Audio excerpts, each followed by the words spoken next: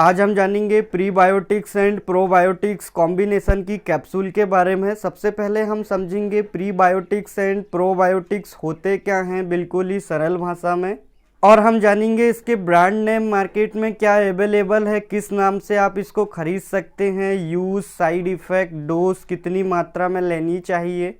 और वीडियो के लास्ट में हम जानेंगे कौन कौन से वो मरीज हैं, वो व्यक्ति हैं जो इस दवा का सेवन नहीं कर सकते।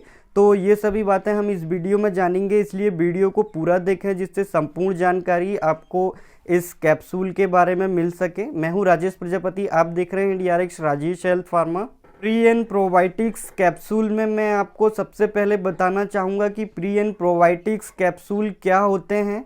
इस कैप्सूल में प्रीबायोटिक्स एक लैक्टोबैसिलस होते हैं जो एक जीवित बैक्टीरिया है और लैक्टिक एसिड बैक्टीरिया का ही एक प्रूफ है, जो कि शुगर को लैक्टिक एसिड में कन्वर्ट करने के लिए प्रयोग में लाया जाता है। आप लोगों ने स्पोरलेक टैबलेट का नाम सुना होगा जिसका कंटेंट लैक्टिक एसिड बैसिलस होता है, वो इसका ही मिलता जुलता एक रूप है। और इस कैप्सूल में प्रीबायोटिक्स के साथ प्रोबायोटिक्स भी ऐड किया जाता है जो कि एक जीवित बैक्टीरिया होता है और यह इंटेस्टाइन के लिए बहुत ही फायदेमंद होता है। इसलिए इस कैप्सूल को इंटेस्टाइन तथा डाइजेस्टिव सिस्टम दोनों से ही जुड़ी हुई बीमारी को ठीक करने के लिए प्रयोग में लाया जाता है। इसके कुछ पॉपुलर ब्रांड्स हैं, उसमें कोलैक टैबलेट, स्पोरलेक टैबलेट, रेनीफॉल टैबलेट्स, ये कुछ पॉपुलर ब्रांड्स नेम होते हैं इसके। और हो सकता है आपके एरिया में कुछ अलग ब्रांड मिले, क्योंकि जो ब्रांड होते हैं वो एरिया और डॉक्टर के अकॉर्डिंग अलग अलग होते हैं। अब हम इसके यूज़ के बारे में बात कर लेते हैं, किन किन बीमारियों में इसका प्रयोग लिया जाता है।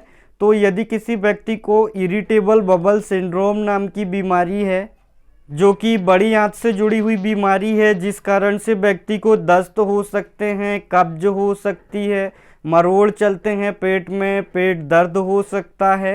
इस बीमारी को ठीक करने के लिए डॉक्टर द्वारा यह कैप्सूल प्रयोग में लाया जाता है। और यदि किसी व्यक्ति को दस्त लग रहे हो, डायरिया हो रहा हो, लूज मोशन की शिकायत हो, तो उसमें भी यह कैप्सूल प्रयोग में लिया जाता है।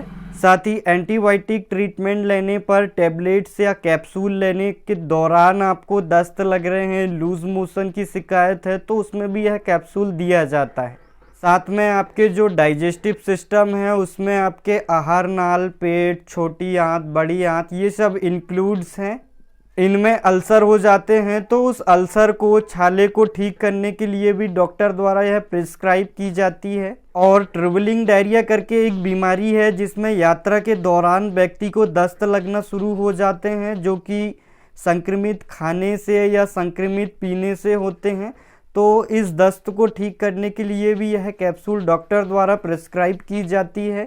साथ ही किसी को कैंसर की कीमोथेरेपी चल रही हो तो उस कीमोथेरेपी में डाइजेस्टिव सिस्टम को हेल्दी रखने के लिए भी यह कैप्सूल का प्रयोग किया जाता है। यदि किसी व्यक्ति का इम्यून सिस्टम कमज़ोर है, जिसे हम रोग प्रतिरोधक क्षमता बोलते हैं, जो हमारे शरीर को बीमारी से बचाती है, तो इम्यून सिस्टम को स्ट्रॉन्ग करने के लिए भी डॉक्टर द्वारा यह टैबलेट्स प्रिस्क्राइब की जाती है।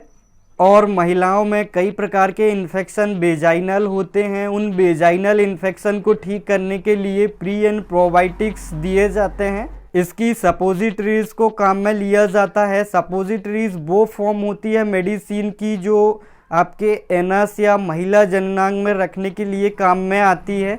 और साथ ही बच्चों में किसी प्रकार की स्किन एलर्जी हो या कोई बच्चा गाय के दूध से एलर्जिक हो तो यह दवा दी जाती है, लेकिन उसे सायरप फॉर्म में दी जाएगी। तो ये इसके कुछ यूज़ थे, और हो सकता है डॉक्टर अपने एक्सपीरियंस से किसी और बीमारी में इसका यूज़ ले। अब हम देखेंगे इसके साइड इफ़ेक्ट क्या हो सकते हैं। तो कॉमनली प्री एंड प्रोबायोटिक्स का कोई साइड इफ़ेक्ट नहीं देखा गया है, लेकिन जो कॉमन साइड इफ़ेक्ट होते हैं उसमें गैस बन सकती है। अब हम बढ़ते हैं इसकी डोज की तरफ, कितनी मात्रा में व्यक्ति को लेना चाहिए।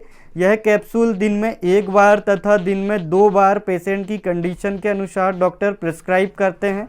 और इस कैप्सूल को आप खाने के बाद में खाएं तो बहुत ही अच्छा रिजल्ट आपको इस कैप्सूल का मिलेगा। अब हम जान लेते हैं क्या क्या प्रिकॉशन होना चाहिए इस कैप्सूल के। तो सबसे पहला प्रिकॉशन है, 3 साल से छोटे बच्चों को यह कैप्सूल नहीं दी जाएगी।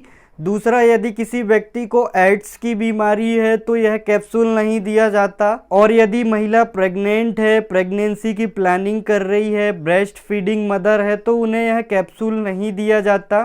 तो ये कुछ सावधानियां आप ज़रूर रखें। और मैंने लगभग सारी जानकारी आपको प्री एंड प्रोबायोटिक्स के बारे में बता दी है।